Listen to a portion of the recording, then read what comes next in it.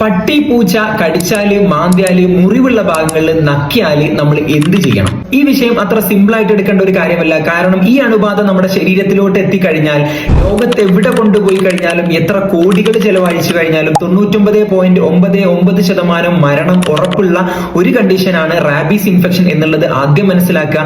എന്നിട്ട് ഈ വീഡിയോ മുഴുവനായിട്ട് കാണും.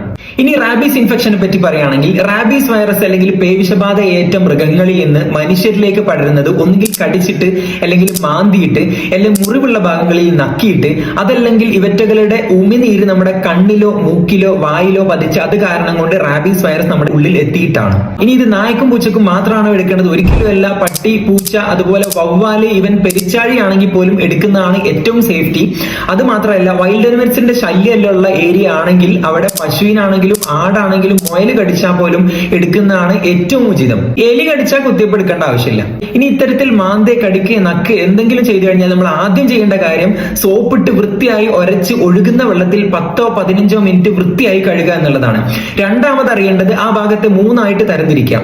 ആദ്യം ഒന്ന്, ആ തൊലിപ്പുറത്ത് പ്രത്യേകിച്ച് മാറ്റങ്ങളൊന്നും വന്നിട്ടില്ല, തൊലി മുറിഞ്ഞിട്ടില്ല എന്നുള്ളതാണെങ്കിൽ ആദ്യം പറഞ്ഞ പോലെ കഴുകുന്നത് മാത്രം ചെയ്താൽ മതി.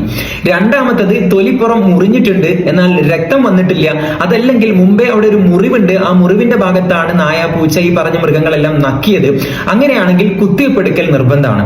മൂന്നാമത്തത്, തൊലിപ്പുറം മുറിഞ്ഞിട്ടുണ്ട്, അവിടുന്ന് ബ്ലഡ് വന്നിട്ടുണ്ട് അല്ലെങ്കിൽ ആഴത്തിലുള്ള മുറിവാണ് എന്നുണ്ടെങ്കിൽ കുത്തിവെപ്പിനോട് കൂടെ ഇമ്മ്യൂണോഗ്ലോബുലിൻ കൂടെ എടുക്കൽ നിർബന്ധമാണ്. ഇനി ഇതിന്റെ കൂടെ തന്നെ TT എടുക്കേണ്ട കാലാവധി കഴിഞ്ഞിട്ടുണ്ടെങ്കിൽ രണ്ടാമത്തെയും മൂന്നാമത്തെയും കേസിൽ TT കൂടെ എടുക്കുന്നതാണ് ഏറ്റവും നല്ലത്. ഇനി കുത്തിവെപ്പ് എപ്പോഴൊക്കെയാണ് എങ്ങനെയൊക്കെയാണ് ചെയ്യേണ്ടത്? ജീവിതത്തിൽ ഇതുവരെ കുത്തിവെപ്പ് എടുക്കാത്ത ഒരാളെ സംബന്ധിച്ച് 0, 3, 7, 28 എന്നീ 4 ഡോസുകളാണ് ചെയ്യേണ്ടത്.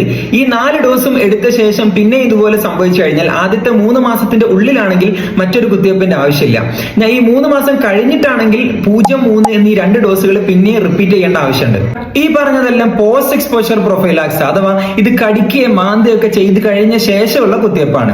ഇനി അതല്ല, കൂടുതൽ സമയം പെറ്റ്സിനെല്ലാമായിട്ട് ഇന്ററാക്ട് ചെയ്യുന്ന, കൂടുതൽ സമയം ചെലവഴിക്കുന്ന ആൾക്കാരുണ്ടാവും. അഥവാ നമ്മുടെ ഈ വെറ്റിനറി ഡോക്ടേഴ്സ് അല്ലെങ്കിൽ പെറ്റ് ഷോപ്പിൽ വർക്ക് ചെയ്യുന്ന ആൾക്കാർ, അതല്ല വീട്ടിൽ പെറ്റ്സിനെ വളർത്തുന്ന കൂടുതൽ സമയമായിട്ട് ചെലവഴിക്കുന്ന ആൾക്കാർ, ഇത്തരത്തിലുള്ള ആളുകൾക്ക് എടുക്കാനുള്ള കുത്തിവെപ്പാണ് 0, 7, 28 എന്നീ 3 ഡോസുകൾ. ഇതിനെയാണ് പ്രീ എക്സ്പോഷർ പ്രൊഫൈലാക്സ് എന്ന് പറയുന്നത്. ഇത്രയും കുത്തിവെപ്പും ഇത്രയും സൂചിയൊക്കെ ഉണ്ട് എന്ന് പറയുമ്പോൾ തന്നെ പല ആളുകൾക്ക് ഇത് പോകാൻ ഭയങ്കര മടിയാണ്. അപ്പൊ അത്തരക്കാരടുത്തൊരു കാര്യം പറയാനുള്ളത്, ഗവൺമെന്റ് ഫ്രീ ആയിട്ട് കൊടുക്കുന്ന കുത്തിവെപ്പാണ്. നമ്മളവിടെ പോകാനും വരാനുള്ള ചെലവ് മാത്രം നോക്കിയാൽ മതി. ഇനി അതൊക്കെ അവിടെ നിൽക്കട്ടെ, ഈ കുത്തിവെപ്പ് എങ്ങാനും നമ്മൾ എടുത്തില്ല, നമ്മുടെ കഷ്ടകാലത്ത് ഇനി നായയിലോ പൂച്ചയിലോ പേവിഷബാധ ഉണ്ടായിരുന്നു, ആ റാബീസ് വൈറസ് നമ്മുടെ ശരീരത്തിലോട്ട് കയറി എന്നുണ്ടെങ്കിൽ ആദ്യം പറഞ്ഞ കാര്യം ഓർക്കുക, ലോകത്തെവിടെ ഇതിന് ചികിത്സയില്ല, മരണം ഉറപ്പാണ്. അപ്പൊ ഈ കുത്തിവെപ്പിന് നമ്മുടെ ജീവന്റെ വിലയുണ്ട് എന്നുള്ള കാര്യം മറക്കാതിരിക്കുക. ഇനി നമ്മൾ കുത്തിവെപ്പ് എടുക്കണം എന്ന് പറയുമ്പോൾ ചില ആളുകളെങ്കിലും ഇങ്ങോട്ട് ചോദിക്കുന്ന ഒരു കാര്യമാണ്, വീട്ടിലുള്ള പൂച്ചക്കും നായക്കും നമ്മൾ കൃത്യമായിട്ട് കുത്തിവെപ്പ് എടുത്തിട്ടുണ്ട്, അതുകൊണ്ട് ഇനി നമ്മളെ കടിച്ചുകൊണ്ട് നമ്മൾ കുത്തിവെപ്പ് എടുക്കണോ എന്നുള്ള കാര്യം. പൂച്ചക്കും നായക്കും കുത്തിവെപ്പ് എടുത്താലും ഇല്ലെങ്കിലും നമ്മളെ കടിക്കുകയും മാന്തുകയും നമ്മൾ ഈ പറഞ്ഞ പോലെ ഉണ്ടാകുകയും ചെയ്തു കഴിഞ്ഞാൽ നമ്മൾ കുത്തിവെപ്പ് എടുക്കൽ നിർബന്ധമാണ്. അക്കാര്യത്തിൽ യാതൊരു റിസ്ക് എടുക്കാൻ ആരും നിൽക്കണ്ട. ഇനി ഈ വൈറസ് നമ്മുടെ ശരീരത്തിൽ കയറി കഴിഞ്ഞാൽ ഒരാഴ്ച മുതൽ 3 മാസ കാലയളവിനിടക്കായിട്ടാണ് സാധാരണഗതിയിൽ ഇതിന്റെ ലക്ഷണങ്ങൾ കാണിക്കാറുള്ളത്. പനി, തലവേദന, ഭയങ്കര ക്ഷീണം തോന്നുക, ഉറക്കമില്ലായ്മ, മുറിവുള്ള ഭാഗത്ത് വേദന, ചൊറിച്ചിൽ, തരിപ്പ്, പിന്നീട് വെള്ളം ഇറക്കാനുള്ള ബുദ്ധിമുട്ട്, പിന്നീട് അത് വിഭ്രാന്തിയായി മാറുന്നത്, മസ്തിഷ്ക വീക്കം സംഭവിക്കുക, ഇതൊക്കെയാണ് ഇതിന്റെ ലക്ഷണങ്ങൾ. അപ്പൊ ഇക്കാര്യം പരമാവധി ആളുകളിലേക്ക് ഷെയർ ചെയ്ത് കൊടുക്കുക. ഇത് അറിവില്ലാത്തതുകൊണ്ട് ഒരാളും ഇനി കുത്തിവെപ്പ് എടുക്കാതിരിക്കരുത്. ഈയിടെയായിട്ട് വയനാട്ടിലും നിലമ്പൂരിലും ഒരു പിഞ്ചു കുഞ്ഞും ഒരു ഹോമിയോ ഡോക്ടർ അടക്കം നായ കടിച്ചിട്ടും പൂച്ച മാന്തിയിട്ടും മരിക്കാനിടയുള്ള സാഹചര്യം ഉണ്ടായിട്ടുണ്ട്. ഇത്തരത്തിലുള്ള അവസ്ഥ നമുക്ക് ആർക്കും ഉണ്ടാവാതിരിക്കട്ടെ. മറ്റൊരു വീഡിയോ ആയിട്ട് കാണാം. താങ്ക്